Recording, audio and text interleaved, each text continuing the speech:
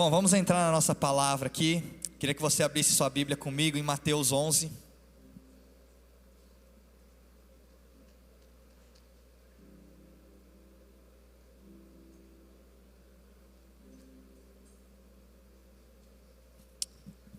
Mateus 11, versículo 2. João, ao ouvir na prisão o que Cristo estava fazendo, enviou seus discípulos para lhe perguntarem: és tu aquele que haveria de vir, ou devemos esperar algum outro? Deixa sua Bíblia aberta aí que a gente vai ler bastante hoje nesse trecho de Mateus 11. É uma coisa que Deus tem falado bastante ao meu coração ultimamente, sobre arrependimento, sobre pecado. E está aqui um homem, que na época de Jesus confrontava muito o pecado, João. Esse aqui não é o João discípulo, esse aqui é o João o Batista, aquele que confrontava, que trazia uma mensagem de arrependimento para o povo, E quando eu estava pensando sobre essa mensagem aqui, me veio uma história que meu pai conta, de um ministro de louvor. Não sei quem é mais velho que vai lembrar, o pastor Gerson também é dos Salmos, Vieram me falar dos Salmos esses dias, viu? Não sei quem que foi, será que foi alguém aqui da igreja? Falou que vinha nos Salmos e encontrava com meu pai, o pastor Gerson, lá todo ano. Mas era um evento de adoração que acontecia aqui em São Paulo. E eles traziam um cara que era um dos maiores ministros de louvor da época, que era o Bob Fitts, no mundo. Era um americano, E eu lembro uma história que ele conta, que um dia ele foi pregar numa igreja, E aí o cara começou a falar assim: hoje nós temos aqui alguém muito especial, nós temos alguém incrível aqui que vai trazer uma palavra que vai transformar a sua vida, uma pessoa que é uma pessoa de Deus, é uma pessoa que não sei o que, e começou a elogiar, e ele ali pensando: nossa, será que eu sou esse cara que ele está falando? Ele falou assim: Deus, não deixa essa vaidade subir no meu coração, quebra esse orgulho, me faz mais humilde, Aí falou que na hora que ele estava subindo, ele estava com aquela botina de cowboy, pai, não é isso? Estava com a botinona de cowboy. Aí falou que ele estava subindo a escada, aí todo mundo aplaudindo de pé e tal. Aí ele foi, tropeçou e caiu no chão, na frente de todo mundo, Aí ele chegou, pegou o microfone e falou assim: bom, gente, o pastor estava me apresentando, eu pedi para Deus me fazer mais humilde, eu só não sabia que ele ia me passar o pé, Mas eu queria falar um pouco hoje sobre expectativa. Eu acho que quando a gente fala algo, quando a gente fala sobre alguém, a gente cria uma expectativa, em cima de coisas. A gente cria uma expectativa em cima da igreja, a gente cria uma expectativa em cima de Deus, a gente cria uma expectativa em cima do nosso trabalho, da nossa profissão, por exemplo, é bem mais fácil a pessoa, quando for te apresentar, jogar a expectativa lá embaixo, ele está doente hoje, eu tô meio doente, viu, gente? Então eu vou jogar as expectativas de vocês lá para baixo hoje, Ontem passei o dia com febre, Até minha esposa falou: é melhor você repousar hoje. Mas eu falei: não, vamos lá, Deus vai curar, Deus vai cuidar da minha saúde, Então, porque o que acontece? O que te frustra, muitas vezes, não é o que acontece em si, mas é sua expectativa em relação àquilo. Então tudo que a gente tem de frustração, desapontamento na vida, normalmente vai estar relacionado a algum tipo de expectativa que foi criado, Quando você não tem expectativa de ninguém, é mais fácil, Você não criar expectativa com ninguém, Tem gente que já se machucou tanto na vida, fala assim: quer saber, eu não vou mais criar expectativa com ninguém, porque eu não me machuco mais.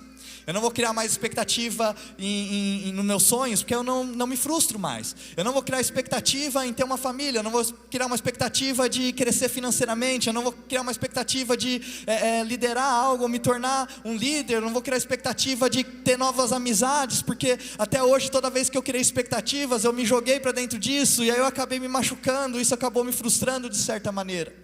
Então, tudo que a gente faz normalmente que está ligado a desapontamento, a frustração, está ligado à expectativa que foi criada em cima daquilo. Tem até um dado que eu li interessante esses dias. Você sabe que, vamos supor que você tem uma viagem marcada para o Japão. Eu estou falando que é o meu sonho, não deve ser da maioria aqui. Eu já fui uma vez, mas tenho um sonho de levar minha família para lá. E você sabe que você curte mais o ir para a viagem do que a viagem em si. Você sabe que a expectativa que você cria, você se imaginando lá, isso te dá gera mais, eu esqueci o nome da química do nosso cérebro, dopamina, gera mais dopamina do que quando você está realmente na viagem.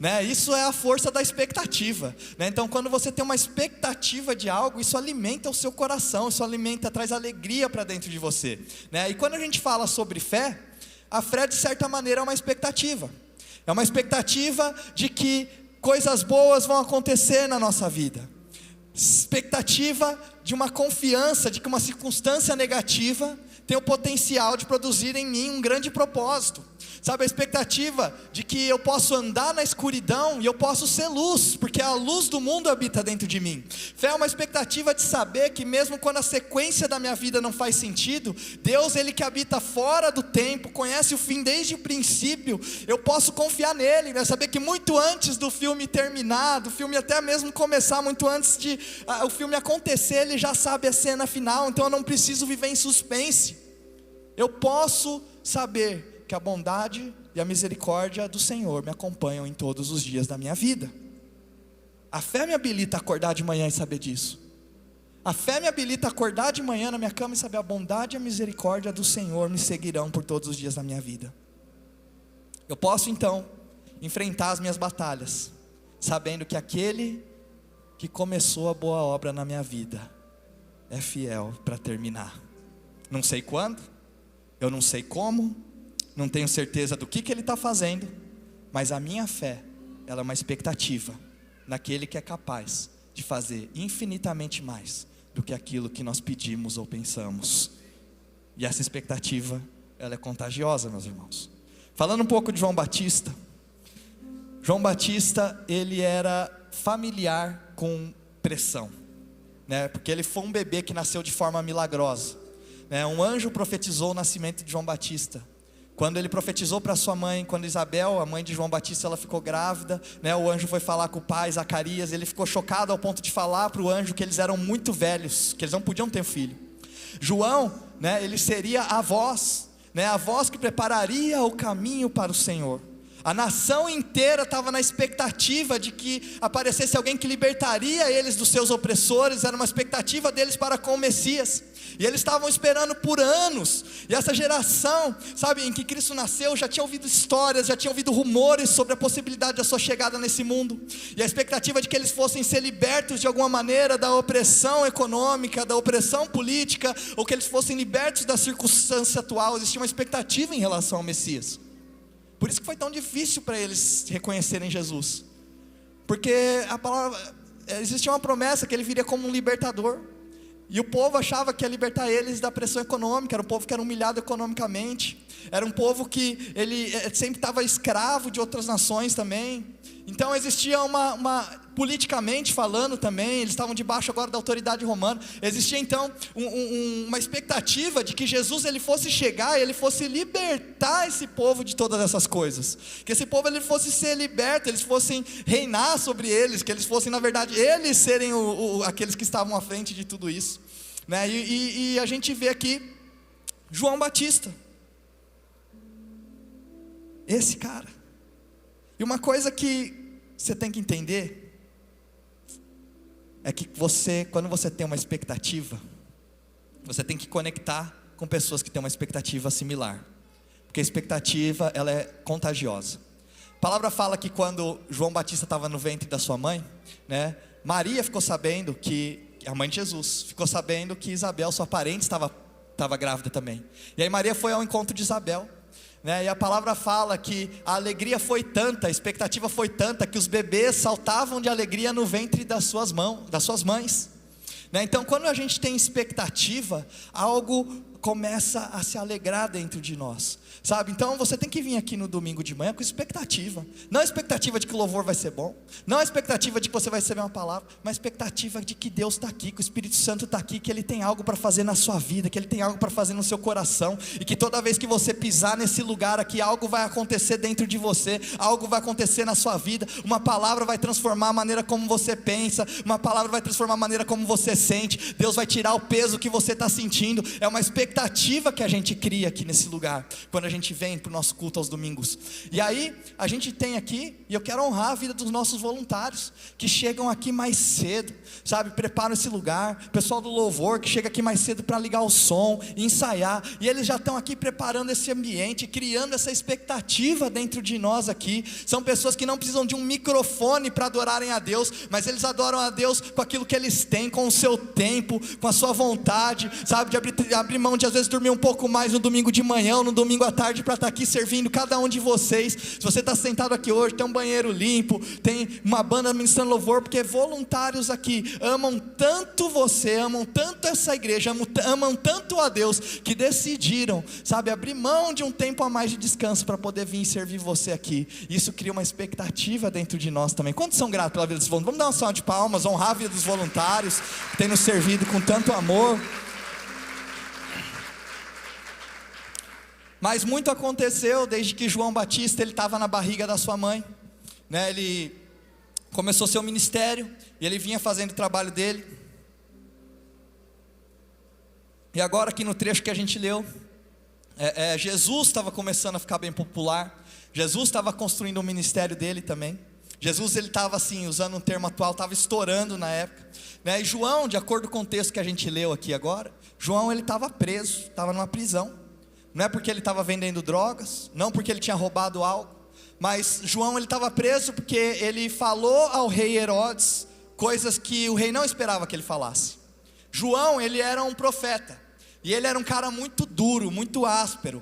Talvez João Batista, se ele existisse nos nossos dias de hoje, né, a conta do Twitter dele teria que ser derrubada de alguma maneira. Mas ele era muito popular na época, até que Jesus veio. E quando Jesus veio, ele apontou para Jesus e falou assim: esse é o Cordeiro de Deus que tira o pecado do mundo. Ele apontou para Jesus e falou: não me sigam, sigam a ele. E a razão pelo qual eu estou aqui, João Batista fala, é para preparar o caminho para ele. Então João Batista foi o profeta que preparou o caminho para a vinda do Messias. E aí João Batista falava: ele está aqui e vai fazer o que ele veio para fazer agora. E João Batista falava: ele vai trazer julgamento à maldade, e vai trazer as pessoas ao arrependimento. E essa era a mensagem favorita de João Batista. Ele amava a palavra se arrependam. E quando as pessoas vinham ser batizadas por ele, ele chamava de nomes. Uma vez ele chamou os fariseus de raça de víboras.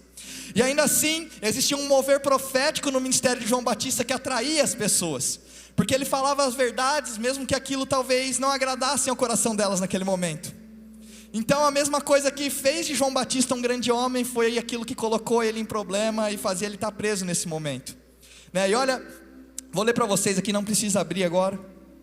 Olha o que João Batista fala em Mateus 3,11. Ele fala assim: eu os batizo com água para arrependimento. Ele está preparando o caminho.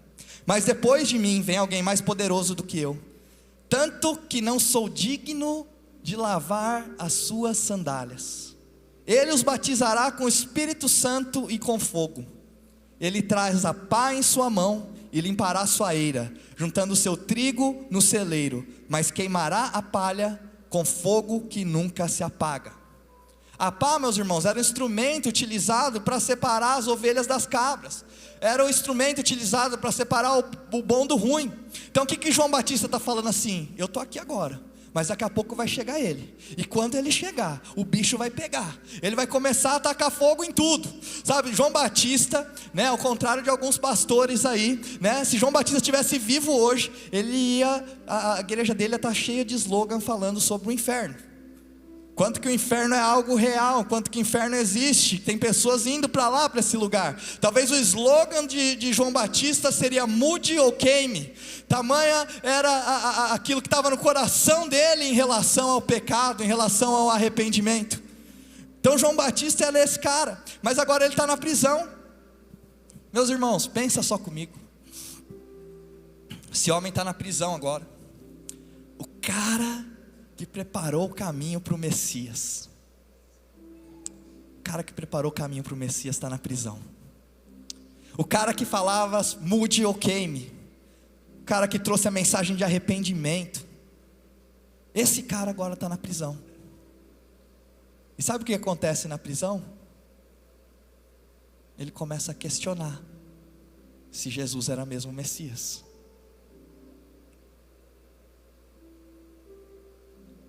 Como pode?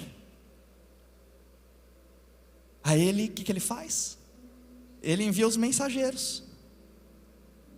Ele envia esses mensageiros para ele numa rota andando mais de 100 quilômetros, só para entregar uma mensagem para Jesus. És tu aquele que haveria de vir? Ou devemos esperar algum outro?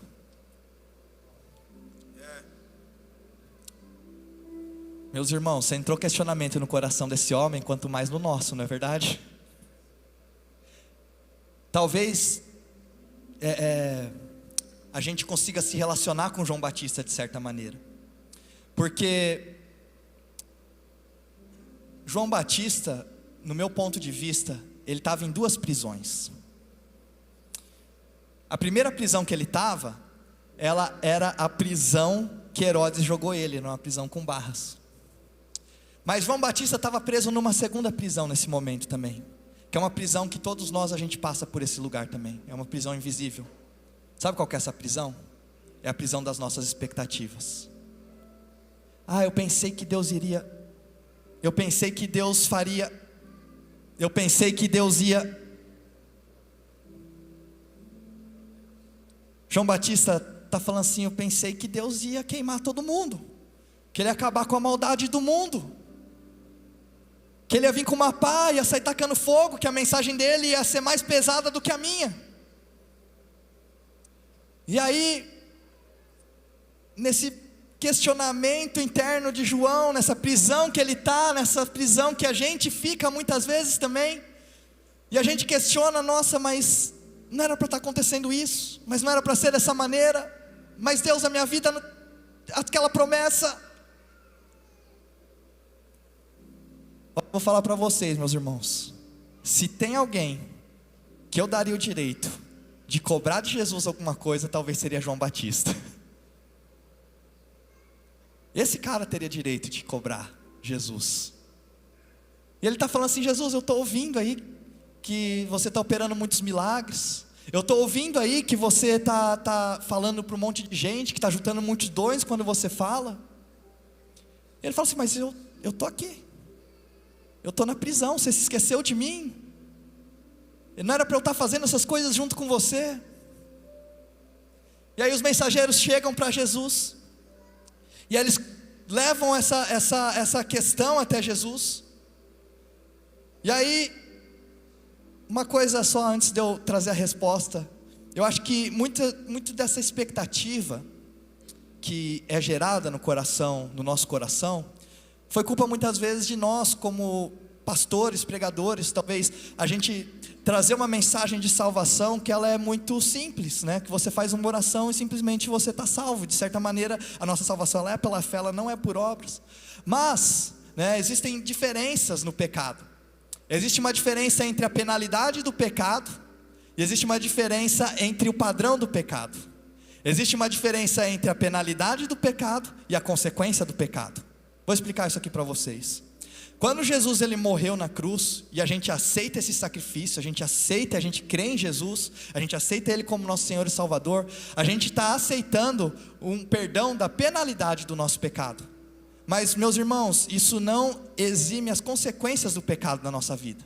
Se você pegar todas as vezes que alguém pecou na Bíblia, e Deus perdoou, ainda assim aquela pessoa teve consequências na vida dela em relação ao pecado. E muitas vezes não só consequências na vida dela, como consequências geracionais a seguir, que aconteceram na vida das próximas gerações da família. Eu até falei na reunião de líderes essa semana, Deus tem falado no meu coração muito, sobre ter um zelo em relação ao pecado. Porque talvez muitos de nós que estamos aqui, talvez você não tenha pecados que são gritantes. Talvez você não é um cara que rouba, talvez você não é um cara que adultera, talvez você, sei lá, você não está fazendo essas coisas que, nossa, isso aqui é pecado. Mas eu comecei a ter um zelo. Deus começou a me mostrar que todas as vezes que Deus levantou alguém que o representava, era uma pessoa que não era perfeita, mas era uma pessoa que tinha zelo em relação ao pecado. Eu comecei a perguntar: Deus, tem algo na minha vida que tem desagradado ao Senhor? Tem algo na minha vida que tem pecado e talvez eu não tenha enxergado? Porque a estratégia do inimigo é tornar as coisas normais. E talvez tem coisas que hoje são normais para você, só que são pecados. E talvez você tem permitido você entrar dentro da sua casa e da sua família? Eu não estou aqui para falar para você o que é, o que não é, mas é uma pergunta que você tem que fazer para Deus, e o Espírito Santo vai falar ao seu coração. Talvez mudanças de atitudes, mudança de decisões, que talvez hoje você tenha feito, que aos olhos de Deus são pecado. Então existe uma diferença entre a penalidade do pecado e a consequência do pecado. Deus tirou a penalidade do pecado, mas Ele não tirou a consequência do pecado. E outra coisa aqui, Ele tirou a penalidade do pecado, mas existe um padrão de pecado na nossa vida. E esse padrão de pecado também não foi quebrado na cruz, é algo que você tem que quebrar na sua história e na sua vida. Talvez exista um padrão de depressão na sua vida, talvez exista um padrão de alcoolismo na história da sua família, e isso é um padrão que tem que ser quebrado dentro de você. Isso tem que ser quebrado, porque talvez o que Deus vai usar é você para quebrar um padrão, que quem vai colher os frutos desse padrão é os seus filhos. Talvez as decisões que você vai tomar hoje, as decisões que você vai tomar daqui em diante, não são decisões que vão afetar somente a sua vida, mas o que Deus nos mostra através da sua palavra, que as decisões e os posicionamentos que você toma hoje, eles afetam os filhos dos seus filhos e gerações que estão por vir. Mais do que só uma oração, meu irmão, que você vai fazer pelo seu filho, pelo seu neto, pelo seu bisneto, é a decisão que você toma hoje, que você pode estar quebrando padrões de pecado que tem vindo já gerações ao longo da sua família, que podem ser quebrados com uma decisão que você toma hoje, porque Jesus pagou um preço pela penalidade do pecado. Mas quem quebra o padrão de pecado na nossa história somos nós. Quem para com as consequências do pecado na nossa vida somos nós. Então, João Batista veio para trazer essa mensagem. E aí, ele fala: pô, Jesus, achei que você taca fogo em todo mundo. Os mensageiros chegam lá até João, e olha aqui que Jesus responde: voltem e anunciem a João o que vocês estão ouvindo e vendo. Os cegos vêm, os mancos andam, os leprosos são purificados, os surdos ouvem, os mortos são ressuscitados, e as boas novas são pregadas aos pobres. Feliz é aquele que não se escandaliza por minha causa. Olha o que não está no verso aqui: não tem pá e não tem fogo. Então Jesus não estava fazendo nada daquilo que João queria que ele estivesse fazendo. Mas olha o que ele estava fazendo: o cego vem, os mancos andam, os leprosos são purificados, os surdos ouvem, os mortos são ressuscitados, e as boas novas são pregadas aos pobres. João tá, pô, Jesus, estou checando aqui só, cadê a pá, cadê o fogo? E aí talvez a gente está nessa prisão também. Será que Jesus está fazendo aquilo que eu tinha expectativa? Será que eu estou experimentando na igreja aquilo que eu tinha expectativa que eu ia experimentar? Será que eu estou experimentando nos meus relacionamentos aquilo que eu tinha expectativa que eu iria experimentar? Será que eu estou experimentando no meu casamento aquilo que eu tinha expectativa nas minhas amizades? Porque Deus me deu promessas, Deus falou coisas para mim, eu tenho sonhos, eu tenho coisas no meu coração. Talvez hoje grande parte do seu desapontamento e da sua frustração não tem a ver com quem Deus é, mas tem a ver com a expectativa que você criou. E a expectativa que você criou tem gerado frustração, desapontamento no seu coração. Mas toda vez que a gente cria expectativa em cima de coisas que Deus não falou, é certo que vai vir uma frustração. A sua expectativa não tem que estar em circunstâncias da sua vida. A sua expectativa tem que estar em quem Deus falou que Ele é. É isso que Ele está falando para João. João, tudo que eu falei que eu vinha para fazer, eu estou fazendo agora. Ele cita Isaías em Lucas 4, ele fala: o Espírito do Senhor está sobre mim. E ele cita: vim para curar os doentes. Ele vai falando tudo que ele veio para fazer, que foi profetizado que ele faria. E ele está falando: João, eu não estou fazendo aquilo que você achou que eu faria, mas tudo o que eu disse que eu faria, eu estou fazendo. Então hoje uma pergunta para você é: a sua expectativa e a sua frustração e o seu desapontamento, será que eles estão acontecendo porque você está com expectativa de algo que Jesus não falou? E talvez Ele me trouxe aqui nessa manhã para falar para você: tudo o que eu falei que eu faria, eu continuo fazendo. Tudo o que eu falei que eu faria, eu estou fazendo.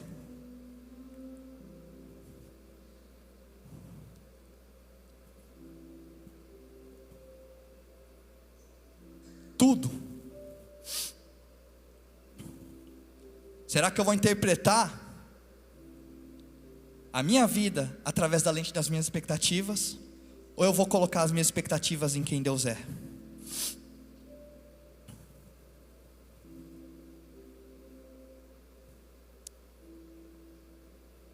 E aí ele manda os mensageiros voltarem.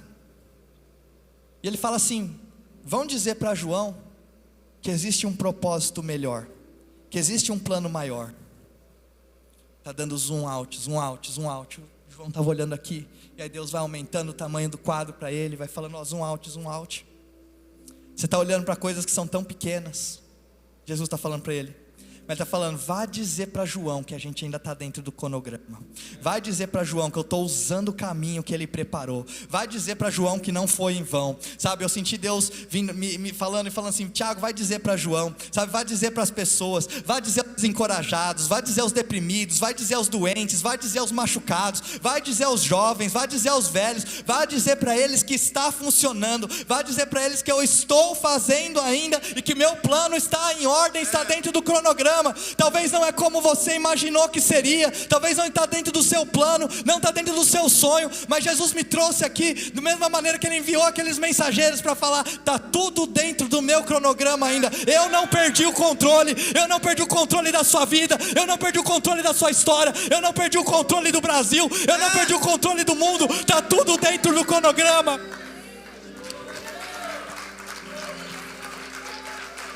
Talvez não está dentro das suas expectativas e você está frustrado porque você está querendo a sua vontade. Mas meus irmãos, existe uma vontade que é maior que a sua. E essa é a vontade do nosso Senhor Jesus. Enquanto você não entender isso, você vai ser uma criança mimada, reclamando de todas as coisas e achando tudo o resto ruim. Mas deixa eu falar uma coisa para vocês. João Batista sentiu isso no seu coração, você vai sentir também. Então eu estou falando para você hoje, você quer ir para um próximo nível de maturidade espiritual na sua vida? Coloca a sua vontade, coloca os seus planos, coloca o que você acha nas mãos de Deus. E ouve Ele falar para você, está tudo dentro do meu cronograma. O que eu prometi que eu faria, eu vou fazer. E aí tudo o que está acontecendo está debaixo do meu controle.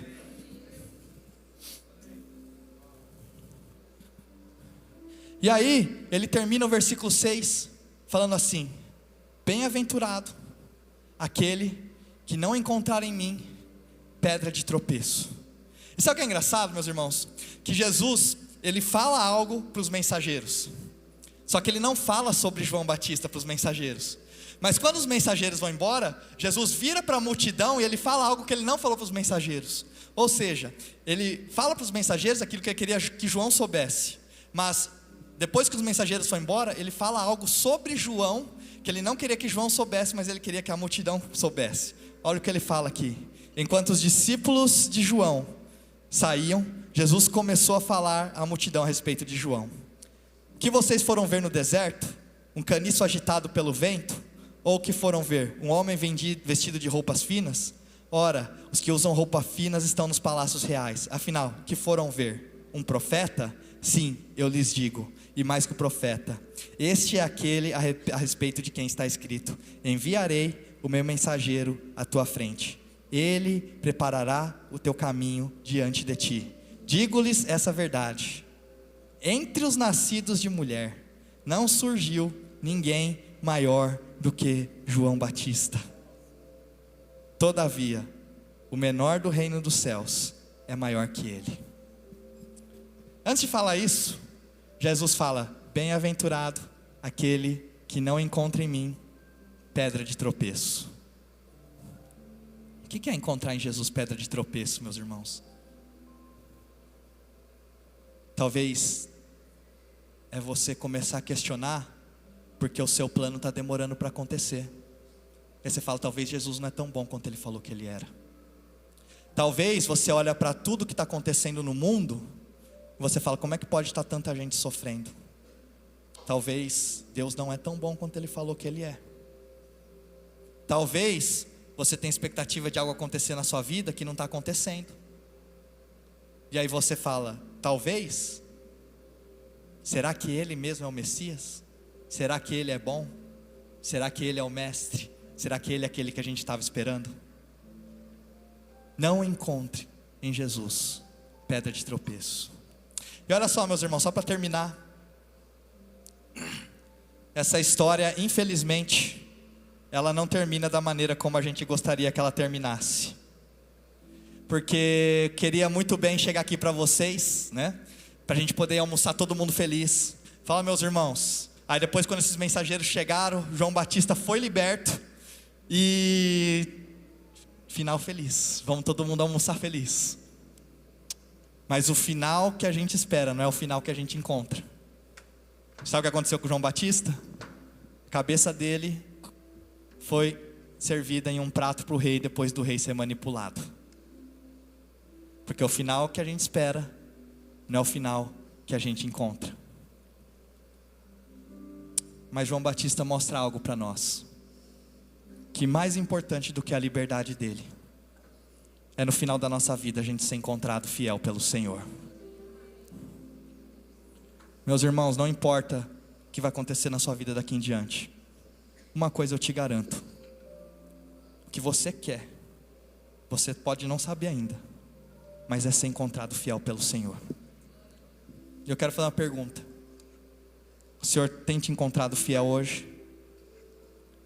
Você tem tido zelo em relação ao pecado? Você tem tido zelo com a igreja do Senhor? Você tem tido zelo com as ovelhas que o Senhor tem colocado debaixo de você? Você tem tido zelo com as mensagens das boas novas que Jesus tem nos dado a responsabilidade de compartilhar? Você tem tido zelo com o dinheiro que Deus tem colocado na sua mão? Porque, meus irmãos, no final, a única coisa que vai importar é você ouvir do Senhor: esse é meu filho amado, em quem eu me comprazo, em quem eu tenho prazer. Eu quero ser encontrado fiel pelo Senhor.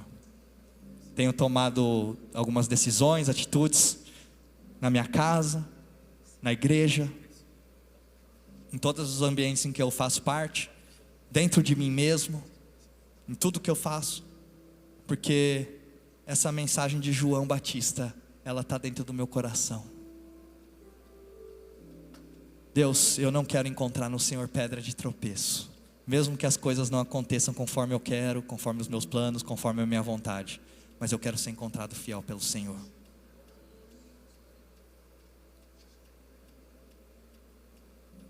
É uma oração difícil de fazer, viu, meus irmãos? Eu pensei umas 10 vezes antes de fazer essa oração para Deus.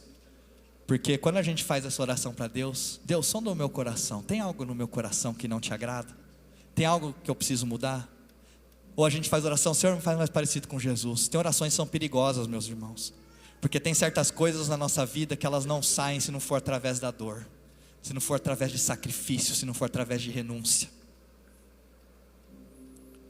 Mas melhor do que ficar nessa estação que a gente está, é entrar na próxima que Deus tem para nós, e na próxima depois, e a gente viver os sonhos que Deus tem para a nossa vida. Queria convidar você a ficar de pé no seu lugar.